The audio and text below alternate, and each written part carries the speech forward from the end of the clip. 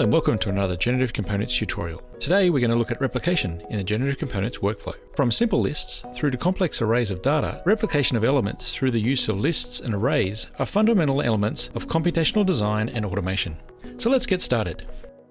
Here we are in an example file I've set up with some GC elements. You can see a simple line element with the corresponding nodes in the graph view. I've also created a B-spline curve and a B-spline surface, but at this stage I've hidden these elements. Focusing in on the line element, we can drag in a point node and change its method to by parameter along curve. Linking the curve input to line 1 node, the t input is a double or a decimal, which in this case for a parameter is between 0 and 1. To show how this works, let's put in a value of 0.5 to start with. You can now see we have a point on the line that is halfway along the line, or 50%.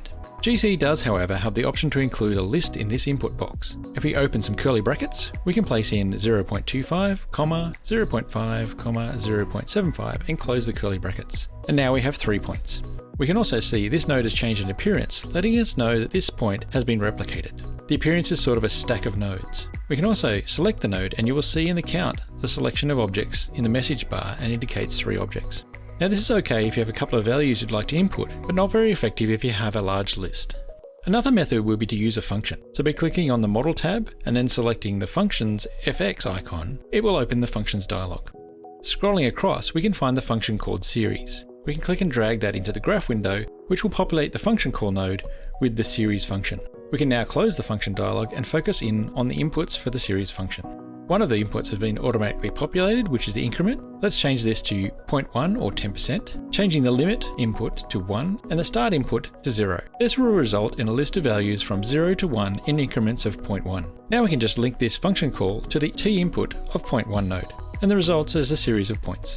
As with most points, this is just a base for some element you might like to place. So for this example, let's drag in a circle node, setting its method to by center and radius. Linking the center point up to the 0.1 node we just created, the radius of this let's set to 500, and for the support we can use the base cs.xy plane. And now we have a series of circles. Updating this is very simple by updating the function call 1 node by changing the increment to say 0.2, the points have updated and hence the circle count will now be updated automatically with the new spacing. For the next example, let's unhide the next group of nodes. This is a simple B-spline curve. Dragging in a point node, let's this time change the method to by distance along curve. For the curve input, we can link that up to the B-spline curve 1. For the distance, let's use a function again. Opening up the functions dialog and dragging in a series function again, let's set the increment to 1000. So we have steps of 1000 units, in this case millimeters. And for the limit input, this will be best if it was set up by the length of the B-spline curve. To do this, we can click on the down arrow on the right hand side of the B-spline node, scroll down and let's pin out its length value. Now we can link that up to the limit input and let's set the start point to 0. Let's just arrange the nodes a little bit better and then we can link up the function call to the distance input. And now we have a series of points along the B-spline curve.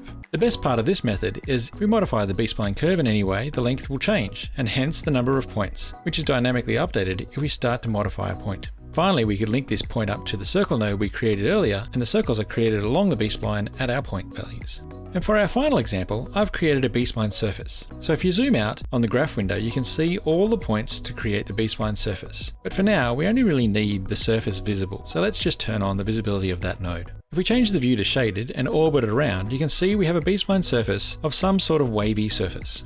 Let's change it back to wireframe for now, so we can easily see the constructions and start to place some points across this surface. So dragging in a point node and changing its method by UV parameters on surface, the required inputs change to surface, the U and the V. We can link up the surface input to the B-spline surface node, and for the U and V values, we could use a function call again by dragging in a series. We can also directly type in a series function. So let's do that this time. Starting with the word series, and then open brackets, then 0, 1, 0.1, and then close brackets. And this is a series from 0 to 1 in steps of 0.1. Before we click away or press enter, let's copy this line and paste it into the V input. Once we paste it into the V input, you can now see we have a line of points diagonally across the surface. This is linking up all those U and V values each time, giving us a line of points. We can, however, use an option to match all possibilities, and this will give us a grid of points. This is easily done by right-clicking on the node and selecting Switch Replication Style. This changes the icon at the bottom of the node to be a grid of black squares. And now you can see in the top view we have a grid of points, and they follow the surface. The advantage of having a grid is we can now drag in a polygon node, changing its method by point grid, and then we can link this up to the point 3 node.